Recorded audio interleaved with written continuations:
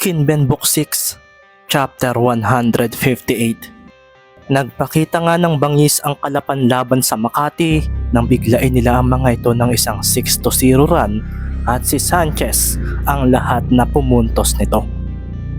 Kailangan nating bigyan ng bagong estilo ang kalaban. Nasanay sila na si Mendez ang umi-score, kaya hindi iyon ang gagawin natin ngayon. Ito pa nga ang sabi ni Coach Isaiah sa kanila kanina. Sa pagsambot nga ni Recto ay muling ginawa ni Mendez ang isang trademark defensive move nito.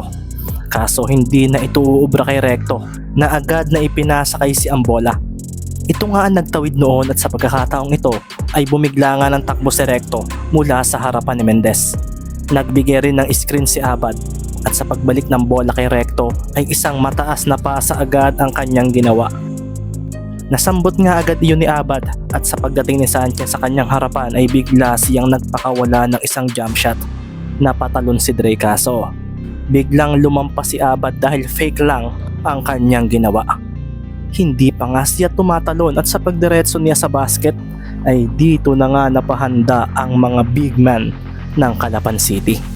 Si Dre naman ay agad na tumakbo kay Recto dahil si Mendez ay agad na dumating sa likuran ni Abad. Isang biglaang paglampas ang kanyang ginawa kaso iniiwas ni Abad ang bola at may kita nga sa labi nito ang pagngiti. Isang step back jump shot sa mid-range area ang kanyang ginawa at napangiti lalo si Abad nang lumitaw sa kanyang harapan si Ibanez. Pinakawalan pa rin nga ni KA7 ang bola at si Carlo ay napaseryoso na lang dahil tinaasa ng kalaban ang release nito. Hindi nga napigilan ni Ibanez si Abad at maririnig na lang ang paghalit ng bola sa basket. Kasunod nga noon ay ang pagwawala ng mga manonood dahil ang kanilang ace player ay nagpamalas ng isang matinding tira. Sa pagsambot nga ni Mendez ng bola mula sa inbound pass ni Magbuo ay napaseryoso na lang siya nang lumitaw si KA7 sa kanyang harapan. Nilampasan siya nito at doon na nga napakuyom si Coach Isaiah dahil naagaw agad ni Abad ang bola mula kay Ricky. Ang bilis, naunahan ako sa reaksyon. Sabi nga ni Ricky sa sarili at sa paghabol niya kay Abad ay bigla na lang lumampas sa kanya ang bola. Isang extra pass nga ang ginawa ni Abad at dumating naman bigla si Marius E na nagdilim ang paningin ng hawakan ng bola gamit ang dalawang kamay. Sina Magbuo nga at Lee ay napatakbo sa may basket at nang tumalon si CI doon na nga napakuyom ang mga manonood dahil isang teardrop shot ang ginawa nito. Wala ngang bolang natamahan sina Marlon at Marky. Makikita na nga lang ang bola na tumama sa dulo ng basket at pagkatapos ay tumalbog ito pabalik para pumasok sa butas. Paglapag nga ni CI agad siyang napangiti sa dalawang defender na sumubok na siya ay pigilan. Mabilis ngang naitabla ng Makati ang score at sa pagsambot nga ni Mendez sa bola mula sa inbound pass ni Lee ay napaatras na lang siya nang si Abad ay muli na namang sumulpot sa kanyang harapan. Aagawin na naman nga nito ang bola at napaseryoso na lang si Ricky dahil nang nagawa niyang may iwas ang bola ay may kalaban pa mula sa tabi niya ang lumitaw. Si Recto ito. Pinalo nga nito ang bola at sa pagdating nito sa mga kamay ni Abad ay agad nitong pinaatras ang isa niyang paa at agad na tumalon palayo.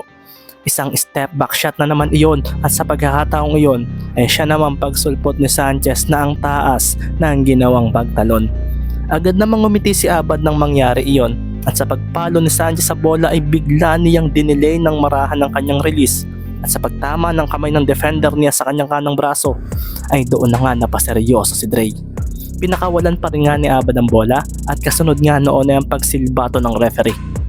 Ang bola nga ay tumama sa bakal ng ring at sa pagtalbog nito pabalik ay napakuyom na lang si Abad nang sumablay ang pasok ng bola. Nang hinayang ang Makati crowd pero pabor pa rin daw ito sa kanila dahil may 2 free throws pa raw si Knight. Hindi naman natuwa si Coach Isaiah sa ginawa ni Knight Abad kay Dre.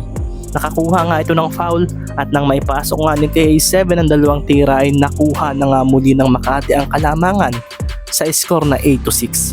Si Ricky naman ay napakuyom dahil sa dalawang sunod na turnovers na nga ang nagawa niya. Sa muling pagsambot nga ni Mendez sa bola mula sa inbounder ay agad siyang napaseryoso nang si Abad ay narito na naman nga sa kanyang harapan. Nakaka-intimidate nga raw ang datingan nito at nangaatras na nga muli si Ricky ay bigla na lang niyang naalala ang sinabi sa kanya ng tiyuhin niya. Kung gusto mo pang humusay, normal lang nahangaan mo ang kalaban. Pero kapag magkalaban kayo, wala kang dapat isipin kundi ikaw ang magaling. Hindi ako dapat umatras. May tiwala ako sa dribbling ko. Sabi nga ni Ricky sa sarili at sa pagdating ng kamay ni Abad sa bola ay siya namang pagsalok niya rito pababa at pagbigla niya ng abante pauna. Marahang naramdaman ni Abad ang hangin mula sa mabilis na ginawang iyon ni Mendez. Kapwa nga nagdilim ang paningin nila. Naitawid nga ni Ricky ang bola sa gitna at si Coach Jawo nga ay napaseryoso dahil akala niya ay mawawala na muli ang bola sa Mendez na iyon. Marahang huminga ng malalim si Mendez at sa pagtingin niya sa katapat niya si Recto ay siya ring pagtalo niya. Walang hesitations. Isang biglaan tres ang ginawa niya at doon na nga lang napakuyumang mga manonood nang supalpali ni Mario C ang tira ni Mendez. Maging alerto ka, Jeron. Seryosong bulalas nga ni Mario at si Abad ay mabilis sa tumakbo papunta sa bola kaso napaseryoso rin siya nang lampasan siya ni Mendez. Pagkakuha nga ni Ricky sa bola ay siya rin pagbato niya rito pabalik. Doon na nga makikita si Ibanez sa nagcut papunta sa basket at siya ang sumambot sa bola. Iniwan kasi ito ni C at doon na nga rin napasigaw si Coach Jawo. Sina Quintos nga at Dakis ay napahakbang papunta kay Ibanez at nang tumalo na ito ay doon na nga lang din biglang lumampas ang bola sa pagitan nilang dalawa.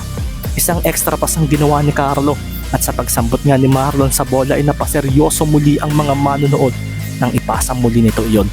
Doon na nga napaseryoso ang mga manlalaro ng Makati dahil ang bola ay sinambot na nga ni Markeli na kasalukuyang nasa 3-point corner. Napatakbo nga si Mario si papunta roon kaso umarko na ang bola at huli na nga siya para pigilan iyon. Pagkatapos nga noon ay ang paghalit ng bola sa basket. Isang tres ang naipasok ng Kalapan na naging dahilan upang ang score ay maging 8-9. Dahil nga sa nakitang iyon ng mga taga Makati ay mas lalo nga nilang pinagbuti ang pag-cheer sa mga players nila. Sa pagsambot nga ni Recto sa bola ay agad nga siyang umiwas kay Mendez.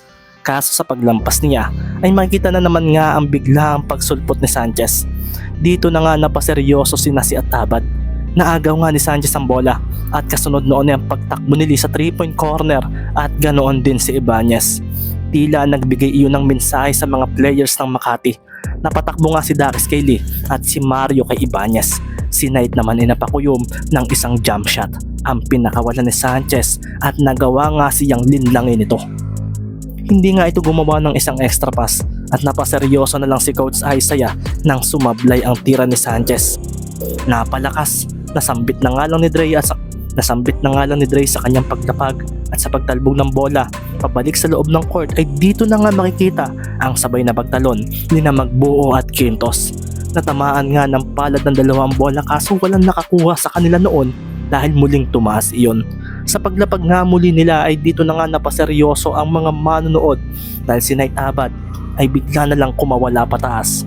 Nagdidilim nga ang paningin nito at siya na nga ang kumuha ng rebound. Paglapag nga ni Abad ay agad niyang ipinasa ito kay Mario. Dito na rin sumulpot si Mendez na napaseryoso dahil sa nangyari. Talagang alam na ni KA7 ang posibilidad na mangyari. Nasabi na nga lang ni Ricky sa sarili at nakita na nga lang niya si C na agad na pinatalbog ang bola papunta sa side ng mga ito. Hinabol nga ito ni Carlo at sa paglampas sa gitna ay napaseryoso na lang ang mga players ng Kalapan nang bumigla ng takbo si Recto papunta sa basket. Binatuhan nga ito ni C at sa pagsambot ito sa bola ay makikita na nga lang ang marahang pagngiti ni Abad. Nang hawakan na nga ni Recto ang bola ay nagdilim ang paningin niya nang si Mendez ay biglang nasabayan siya. Alam niyang mabilis ito at pwede siyang maagawan kaso agad niyang hinawakan ng bola at itinaas mula sa kasabay niya. Napaseryoso naman si Ricky at sa pagtalo ni Recto ay doon na nga napaseryoso ang mga manonood nang hampasin ni Sanchez ang bolang nasa palad nito. Si Ricky naman ay agad na tumakbo papunta sa likuran at sa paghawak niya sa bola ay bigla na lang itong umangat pataas nang lumitaw si Abad at pinalo ito. Agad nga ring sinandalan ni Abad si Mendez at sa pagbaba ng bola ay doon na nga tumalo ng ace player ng Makati.